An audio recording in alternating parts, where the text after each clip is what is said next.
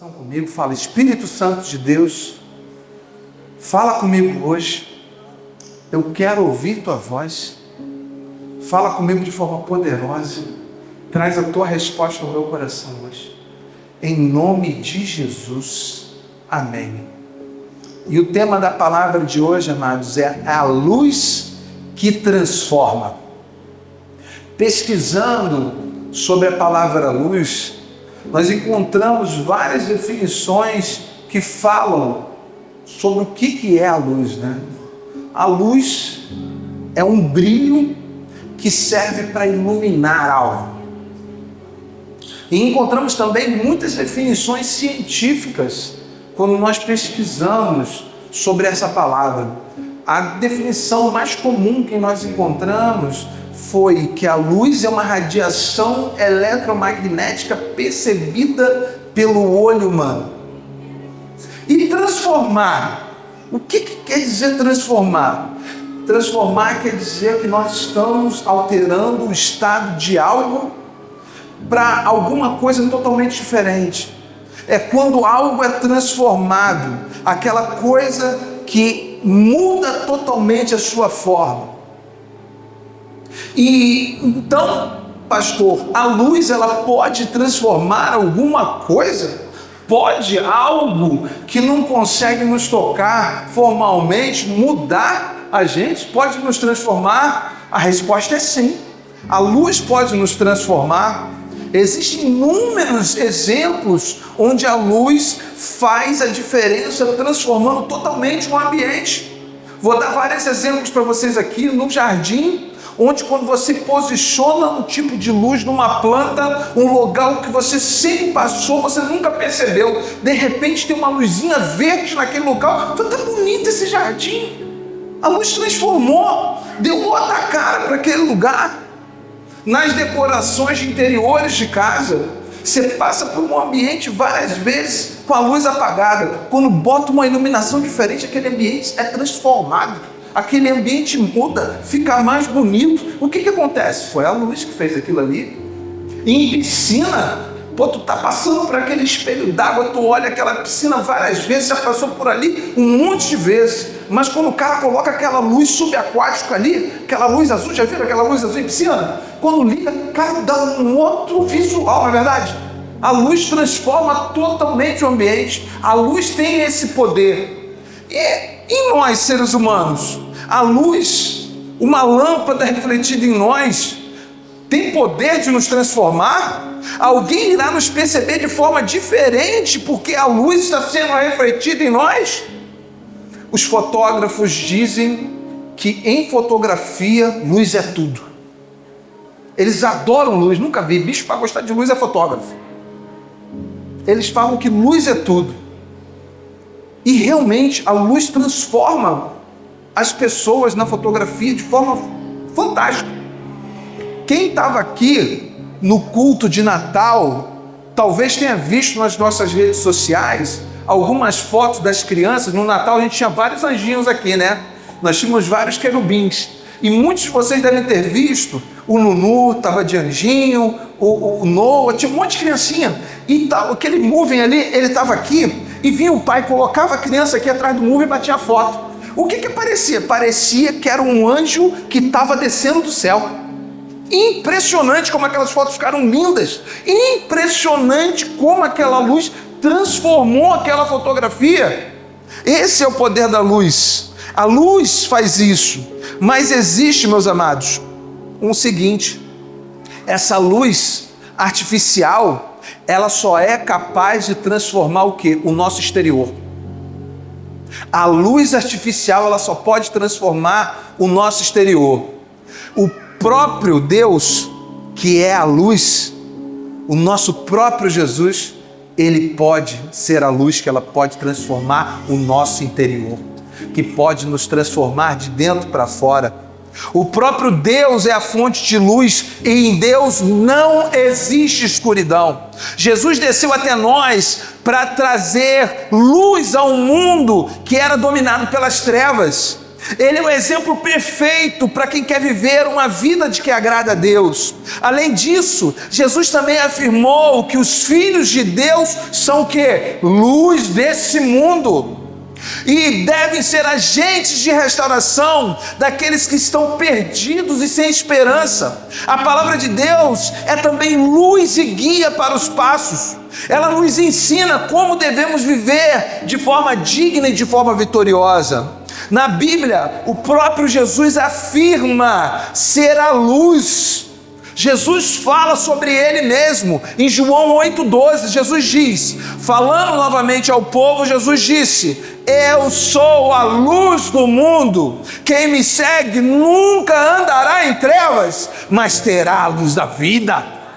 É isso que ele fala. E hoje nós iremos falar sobre uma pessoa que foi transformada de dentro para fora ao se encontrar com essa maravilhosa luz. Eu peço que vocês estejam abrindo suas Bíblias no livro de Atos dos Apóstolos, capítulo 9. Nós vamos ler do versículo 1 ao versículo 12. Atos dos Apóstolos, do versículo 1 ao 12.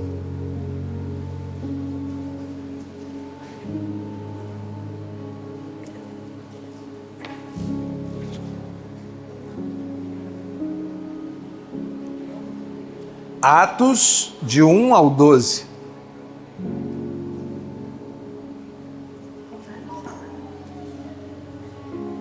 Amém, igreja?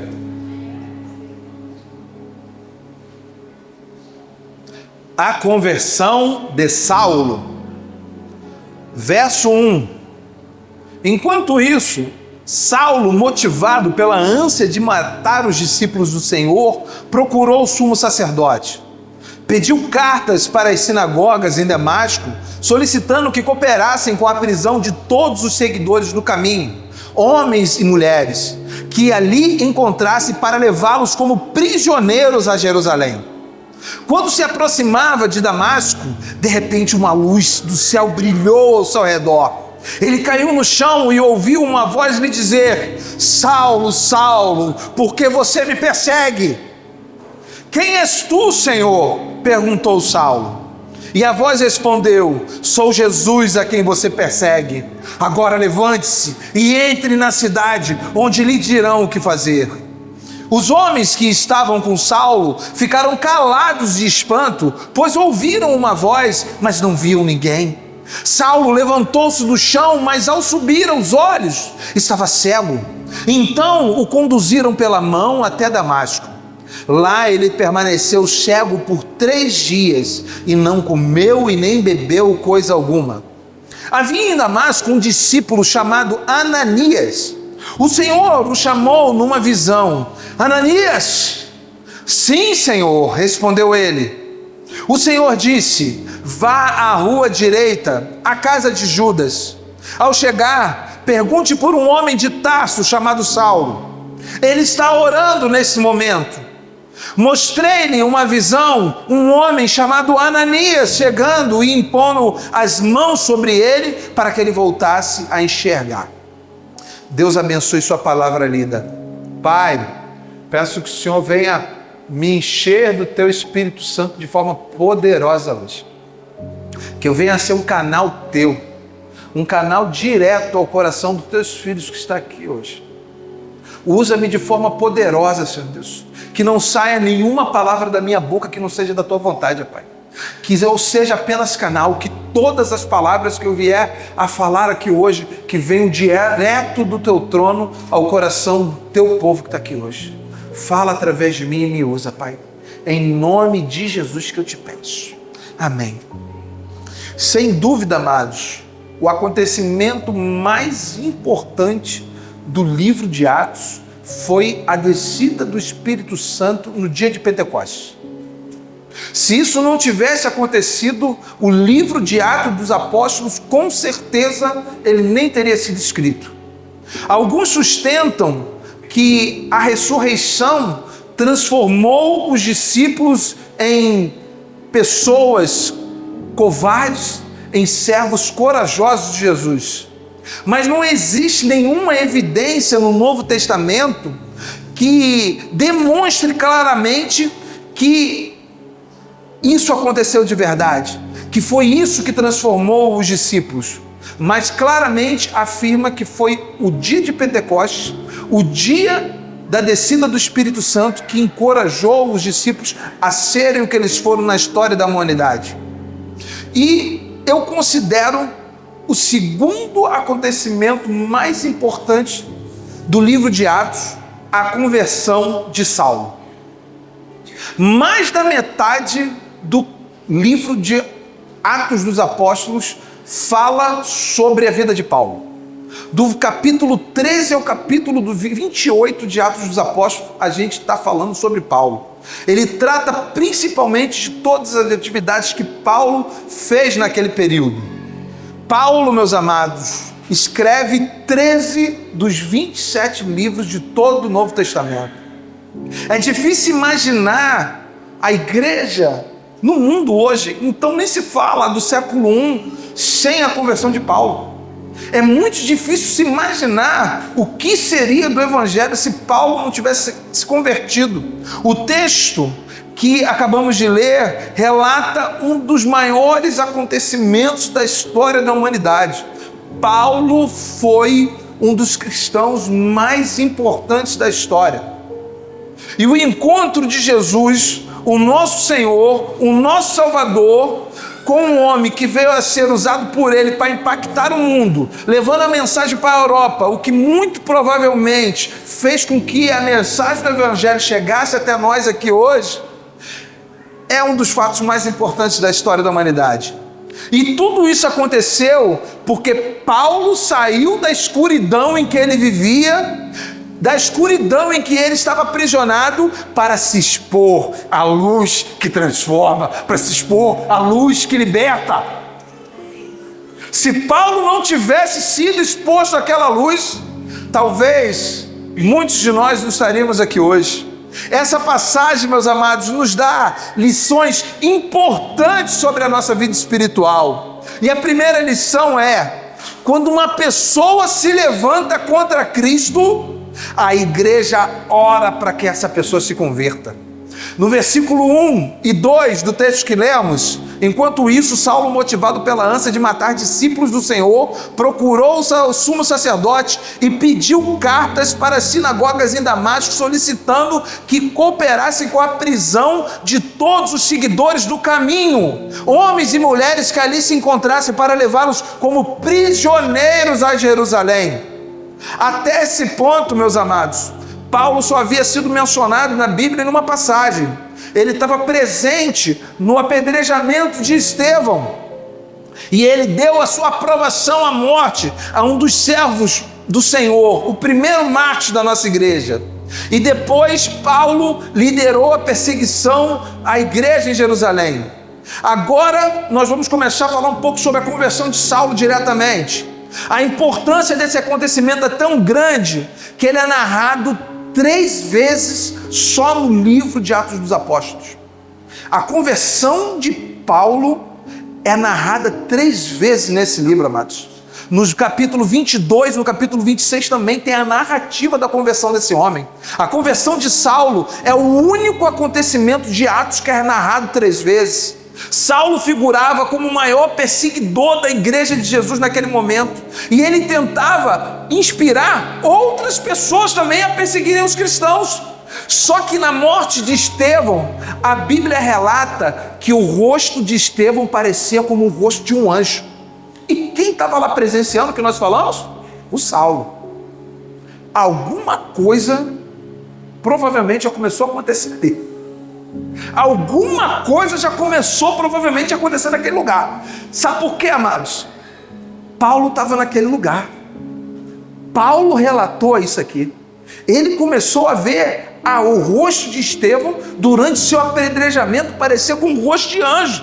O que nos faz pensar que esse fato coloca uma semente no coração de Paulo, porque o autor do livro de Atos dos Apóstolos é quem? É Lucas. E quem é Lucas? Lucas é um discípulo de Paulo. Então, muito provavelmente, Paulo influenciou Lucas a escrever esse livro. Então, muito provavelmente, Paulo já estava começando a ser impactado de alguma forma ali na hora do apedrejamento de Estevão. Por que acontece? Estevão é apedrejado no capítulo 8 de Atos. No capítulo 9, nós começamos a ver o quê? A conversão de Saulo.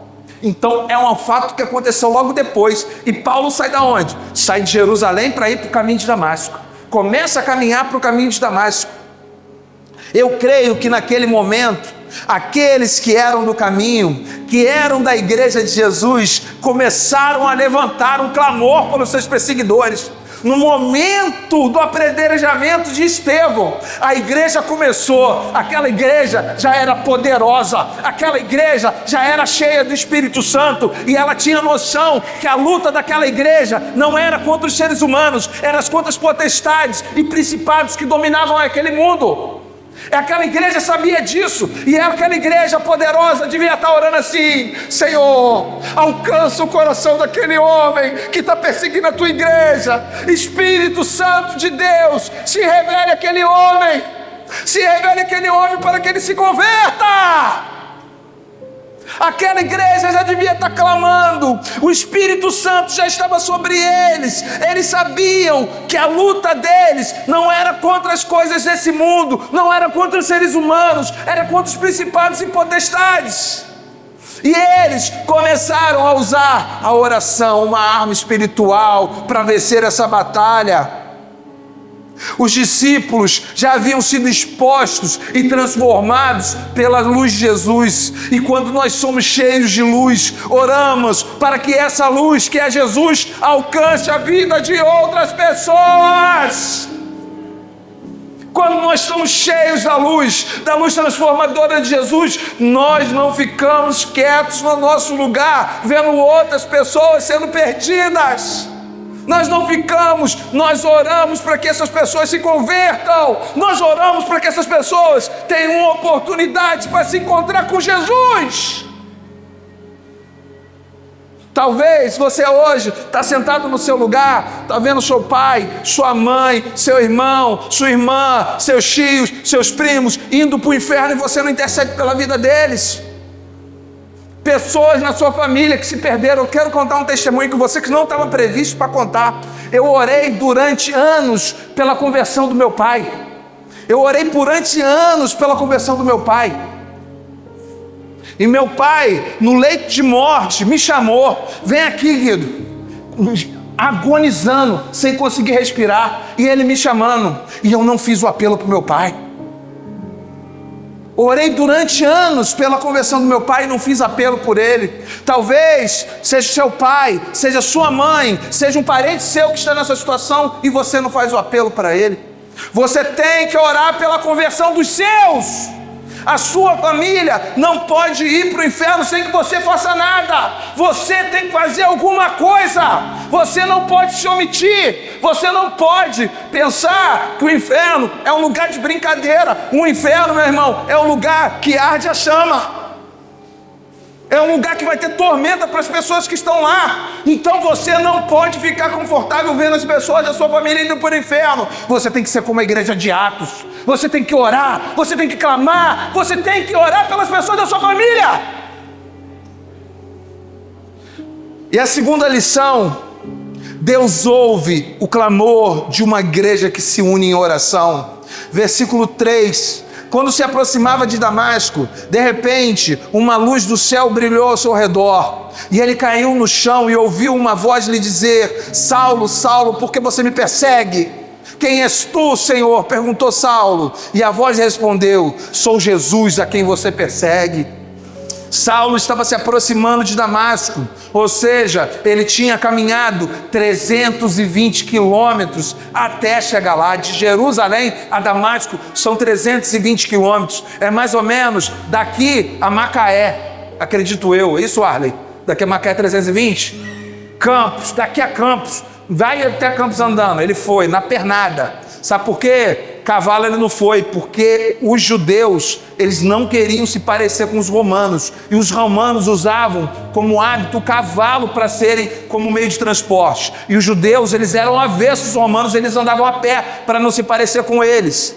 E Saulo estava em pé e ele cai no chão ao ver uma luz que brilha ao seu redor, e parece que ele foi atingido por um raio, e Saulo começa a ter seu orgulho de fariseu. Saulo era um fariseu, daqueles dos mais radicais, orgulhoso, e ele começa até aquele orgulho de fariseu sendo destruído ali mesmo no chão. Ele fica espantado com aquela acusação de Jesus: porque tu me persegues, Paulo? Ele fica ali espantado e ele demonstra um respeito chamando-o por Senhor.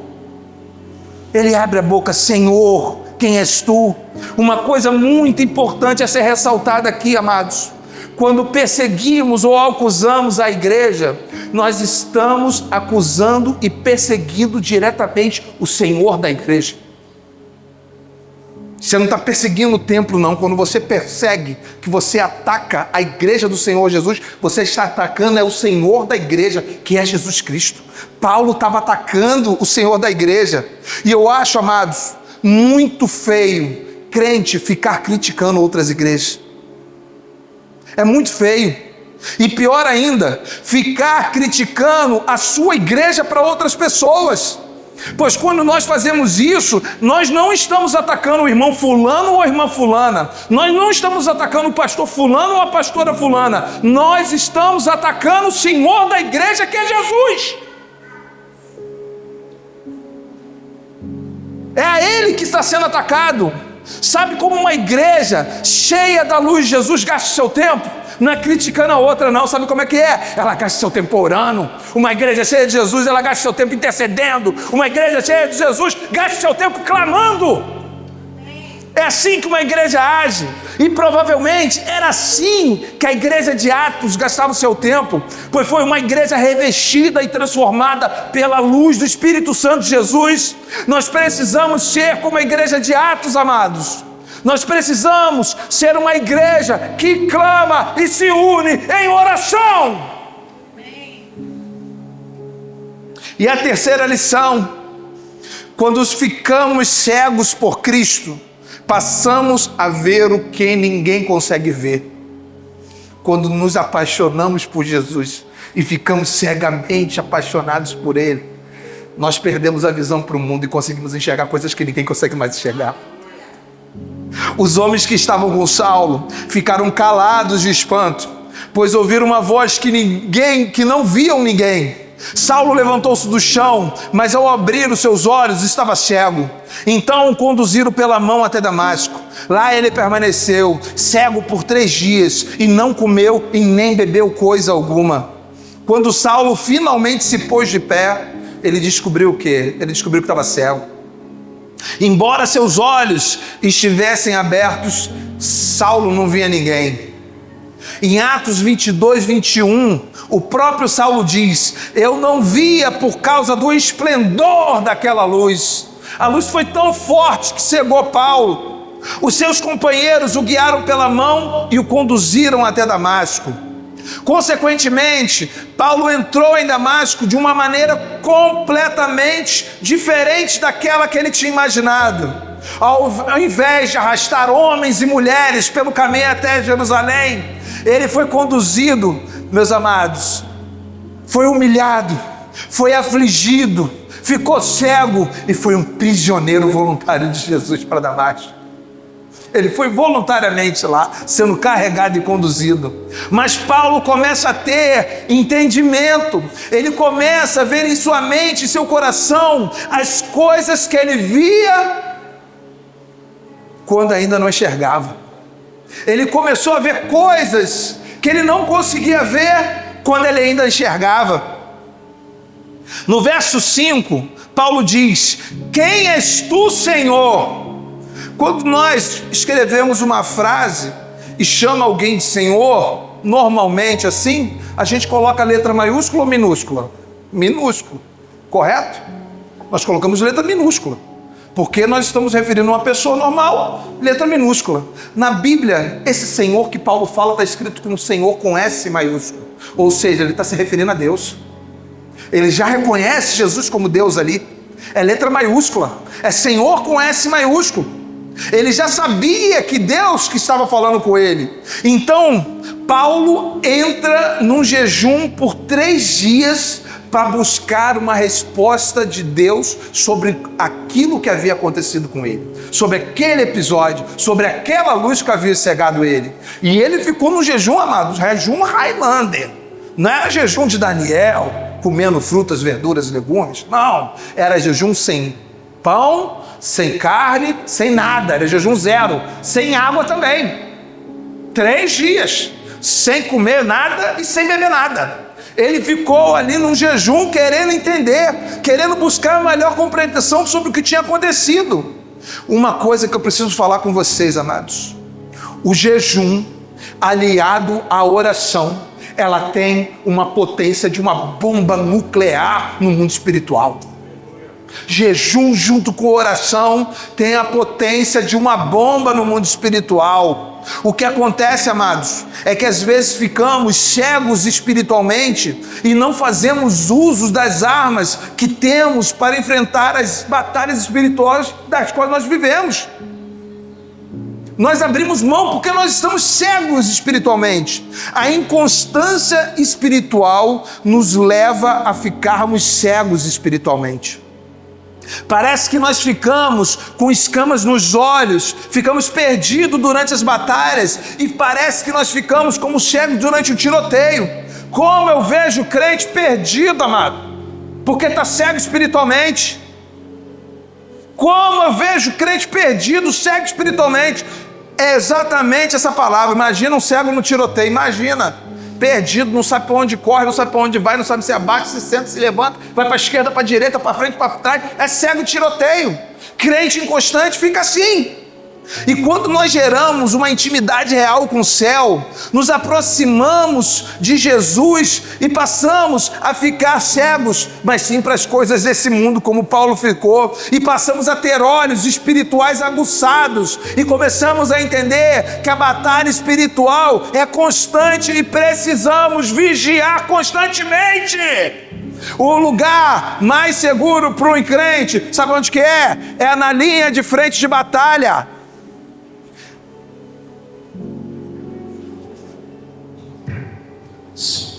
Troca aqui a pilha para mim aqui, por favor, irmão.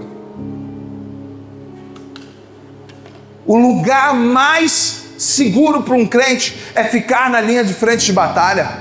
É ali que você está seguro, sabe por quê? Quem está na linha de frente de batalha não relaxa.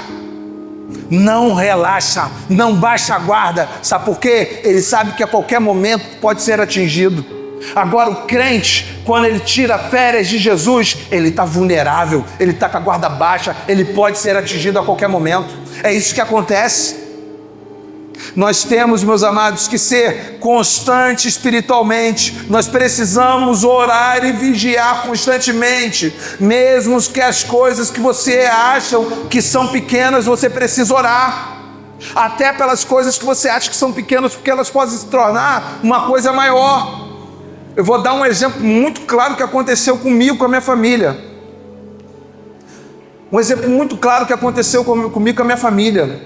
O meu filho, o Bernardo, ele tinha um freio na língua, ele tinha a língua presa. Som. Ele tinha a língua presa. E o freio da língua dele pegava bem na pontinha da língua e ele não conseguia botar a língua no céu da boca. E ele tinha dificuldade para pronunciar algumas palavras, por causa dessa língua presa. E era uma pelinha tão fininha, amados, tão fininha, que eu falei assim, eu vou cortar isso em casa. Eu vou nem me resolver, eu vou daqui mesmo, vou passar a tesoura aqui, vou resolver aqui mesmo. Só que a minha esposa me convenceu a levá-lo no médico. Vou contar, vocês vão falar, graças a Deus. A minha esposa me convenceu a levá-lo no médico. E aí, eu vendo aquela pelinha tão fininha, falei assim, pô, isso aqui até uma manicure resolve. Então a manicure resolve, de tão fininha que era aquela pele. Eu simplesmente, vou levar ele no médico. Nem orei. Chegou lá, o médico aplicou anestesia, até normal, né? Anestesia, beleza. De repente ele vem com um anzol. Pega o anzol, lepo na língua dele. Atravessa a língua dele, vaza a língua. Suspende. Vem aqui, assistente. Pegou um assistente de segurança, suspendendo a língua do Bernardo.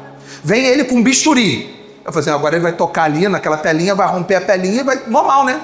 E aí ele começa a cortar a língua assim, né? Vamos botar a língua daqui para trás. Ele começa a fazer um V, cortar em volta da língua por baixo, por um lado e pelo outro. Eu vejo os músculos da língua dele toda ali. Eu começo, que é isso? E ele vai lá, corta tudo, retira um pedaço, retira um lasco de carne, intestinidade assim, ó. Eu falei assim, Jesus, sangue pra caramba. Eu falei, começa a costurar, deu mais de 10 pontos na língua do garoto. Eu falei, cara, se eu soubesse que era isso, eu não trazia ele não. Eu não trazia ele não. Eu nem orei quando eu saí de casa. Eu nem orei. Aprendemos a lição. Nem orei, Senhor. Eu falei, não, eu deixava ele com a língua presa. Não deixava, não ia levar não. O que eu quero dizer com isso, amados? Algo que a gente pensou que ia ser simples, foi algo que se tornou algo muito complexo. E por isso nós temos que orar o tempo todo. Algo que você acha que vai ser muito simples na sua vida, pode se tornar algo complexo. E aquilo doeu no meu coração. Porque eu saí com meu filho de casa e eu não intercedi por ele. Com algo que foi complexo. Você vê, e depois ele teve que repetir a cirurgia, amados, porque deu uma bolha. A mãe dele desmaiou na cirurgia. Não aguentou. A mãe dele desmaiou. Aí dessa vez a gente já orou. Na segunda a gente aprendeu a lição. A gente já orou na segunda vez. Então, amados, orem o tempo todo. Tudo que você vai fazer, não saia de casa sem orar. Algo que parece muito simples pode se tornar algo muito complexo. A tua saída da sua casa, amados, pode ser que aconteça algo complexo nesse percurso. Tu acha que é muito simples o teu percurso da tua casa para o teu trabalho? Pode acontecer algo. Você precisa orar a todo o tempo. Fala para quem está do seu lado, ore a todo o tempo. Seja persistente em oração. Fique em alerta espiritual o tempo todo. Abra seus olhos espirituais e veja coisas que só aqueles que são cheios da luz de Jesus vão conseguir ver. Só quem é cheio da luz do Espírito Santo consegue ver algumas coisas. Então você precisa ficar alerta, atento, se encher da luz de Jesus, que Deus vai te mostrar coisas que só você vai poder ver, amém? E em quarto lugar, desligou lá. Em quarto lugar, quando estamos cheios da luz de Jesus, estamos sempre prontos a obedecê-lo. Havia ainda mais um discípulo chamado Ananias. O Senhor o chamou numa visão, Ananias. Sim, Senhor, respondeu ele. O Senhor disse, vá à rua direita, à casa de Judas. Ao chegar, pergunte por um homem de Tarso chamado Saulo. Ele está orando nesse momento. Mostrei-lhe numa visão um homem chamado Ananias chegando e impondo as mãos sobre ele para que ele voltasse a enxergar. Quando Ananias ouviu o seu nome, como é que ele respondeu? Sim, Senhor. Assim ele expressou que estava cheio da luz de Jesus. Ele estava cheio do Espírito Santo de Deus. Ele estava pronto para receber as ordens que Deus tinha para ele. Mas a ordem que veio foi surpreendente. Ele devia ir a uma rua chamada direita, perguntar na casa de Judas sobre um homem de Tarso chamado Paulo. Ainda lá em Damasco existe essa rua chamada direita, lá naquela cidade. E o Senhor acrescentou, eis que ele está orando. Paulo estava orando, Deus revelou a Ananias que Paulo estava orando naquele momento. Isso confirma o que nós dissemos no ponto anterior, amados, que Saulo passou aqueles 3 dias sem visão, tentando deixar o seu coração e sua mente conectados com Deus. Mas a questão aqui, que mais me surpreende, é a obediência de Ananias. Mesmo sabendo que Saulo havia sido um cara mau, que matava cristãos, e ele estava matando e perseguindo cristãos por toda a Judéia, Ananias obedeceu. Ananias obedeceu na hora. E quando Deus nos pede algo, amado, nós devemos obedecer prontamente, rapidamente, por completo e de boa vontade. Quando Deus pedir algo, você precisa obedecer prontamente, rapidamente, por completo e de boa vontade. Não se recuse a fazer nada que Deus pedir para fazer. Se aprendermos bem as lições da palavra de Deus e formos obedientes, não seremos vencidos pelas tempestades e pelas provas, tentações e perseguições que hão de vir. Amado, você vai ter tentação, você vai ser perseguido, isso é fato. Se você não está sendo, se preocupe, que pode ser que você não esteja incomodando o mundo espiritual. Essa é uma verdade. Então assim, deixa ele lá que ele está se matando sozinho, não está incomodando em nada, deixa ele lá quieto lá, não está fazendo nada, não está fazendo diferença, deixa ele quieto. Se você não está sendo perseguido, se você não está tendo nenhum tipo de prova, se preocupa, verifica como é que está a tua vida.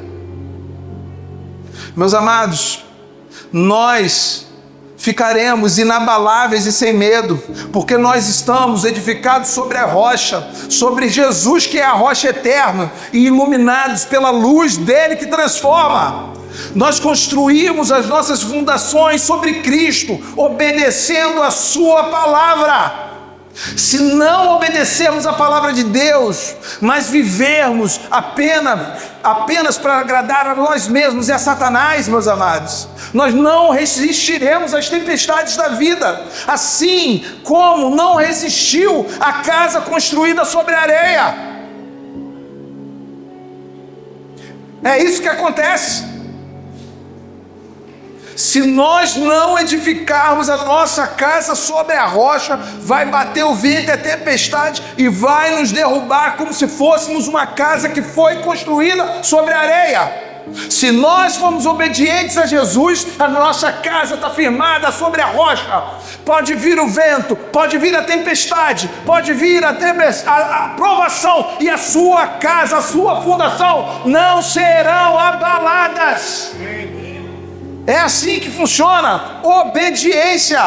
Esteja sempre pronto para obedecer a Jesus e seja transformado pela sua maravilhosa luz. Amém?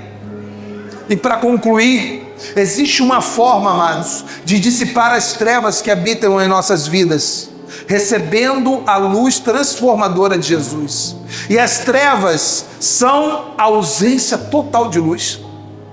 Em 1 João 1,7 diz: se porém andarmos na luz, como ele está na luz, temos comunhão uns com os outros, e o sangue de Jesus, seu Filho, nos purifica de todo pecado. Mateus 5, 14 a 16 diz: vocês são a luz do mundo. Não se pode esconder uma cidade construída sobre um monte, e também ninguém acende uma candeia e coloca debaixo de uma vasilha. Ao contrário, coloca no lugar apropriado e assim ilumina a todos que estão na casa. Assim brilha a luz de vocês diante dos homens, para que vejam as suas boas obras e glorifiquem ao Pai dos céus que está em vocês. Hoje é dia de você receber o Senhor da luz. Hoje é dia de você receber a própria luz. E a luz é Jesus. Feche seus olhos e receba hoje a luz que salva, a luz que transforma, a luz que liberta. Feche seus olhos, vamos orar. Repita essa oração comigo. Fala: Senhor Jesus, hoje eu te recebo como meu Senhor e como meu Salvador. Vem sobre mim com a tua luz que transforma. Transforma a minha vida, Senhor.